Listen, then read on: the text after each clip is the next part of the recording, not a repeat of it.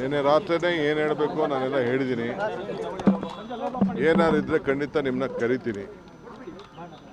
So ಅಂಥದ್ದೇನು ಹೊಸ್ತೇನಿಲ್ಲ. ಈಗ nano conference ಇದೆ, ಅದಕ್ಕೆ ಇನಾಗ್ರೇಟ್ ಮಾಡಬೇಕಾಗಿದೆ. ಕೆಲವು ಎಂಗೇಜ್ಮೆಂಟ್ಸ್ ಇದೆ, ಕೆಲವು ರಿವ್ಯೂಸ್ ಇದೆ.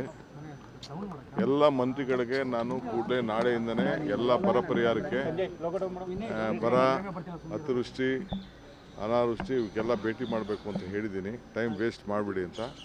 ಸೊ ನಾಳೆಯಿಂದನೇ ಎಲ್ಲ ಜಿಲ್ಲೆಗಳಿಗೆ ಹೋಗಬೇಕು ಅಂತ, ಎಲ್ಲ ಆಫೀಸರ್ಸ್ಗೂ ಎಲ್ಲ ಸೈಟ್ ವಿಸಿಟ್ಗೆ ಏರ್ಪಾಡು ಮಾಡಬೇಕು ಅಂತ ಇನ್ಸ್ಟ್ರಕ್ಷನ್ ಕೊಟ್ಟಿದ್ದೀನಿ.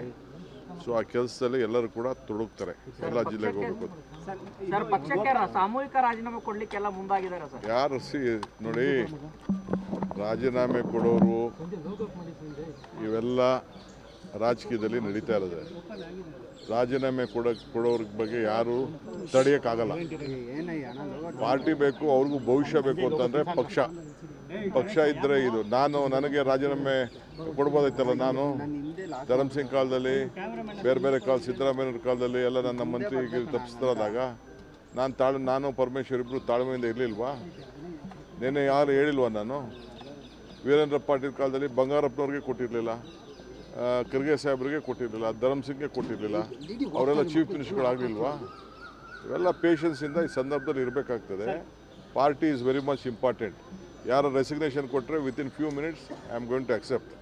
ನಾನು ಈಗಾಗಲೇ ಎಲ್ಲ ನಮ್ಮ ಬೋರ್ಡು, ಕಾರ್ಪೊರೇಷನ್ನು ರಿವ್ಯಾಂಪ್ ಮಾಡ್ತಾಯಿದ್ದೀನಿ. ಎಲ್ಲ ನಮ್ಮ ಆಗಲೇ ಟೈಮ್ ಆಯಿತು. ಎಲ್ಲರಿಗೂ 2 ವರ್ಷ ಅಂತ ಮುಂಚಿತವಾಗಿ ನಾವು ಹೇಳಿದ್ದು, ಮಂತ್ರಿಗಳಿಗೂ ಹೇಳಿದ್ದು. ಅದನ್ನು ನಾವು ಮುಂಚಿತವಾಗಿ 2 ವರ್ಷ. ಈಗ ಎಲ್ಲರೂ ಕೂಡ ನಾನು ರೆಸಿಗ್ನೇಷನ್ ಸಬ್ಮಿಟ್ ಮಾಡಿ ಅಂತ ಅಂದ್ಬಿಟ್ಟು ಬೋರ್ಡು, ಕಾರ್ಪೊರೇಷನ್ಗೆ ಫಸ್ಟು ನಮ್ಮ ವರ್ಕರ್ಸ್ಗೆ ಹೇಳ್ತೀನಿ. ವರ್ಕರ್ಸ್ ಎಲ್ಲ ಫಸ್ಟು ಫಿಲಪ್ ಮಾಡ್ತೀನಿ. ಆಮೇಲೆ MLAsನ ಕರೆದು ಒಬ್ಬೊಬ್ಬರನ್ನೇ ಮಾತಾಡ್ತೀನಿ.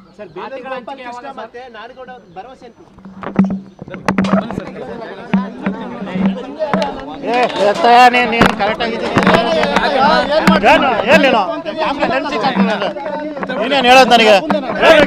ನೀನು ಒಪ್ಪಂದ ನೀನು ಯಾಕೆ ಬರ್ತೀಯ? ಮಾತಾಡಿದೆ ನೀನು.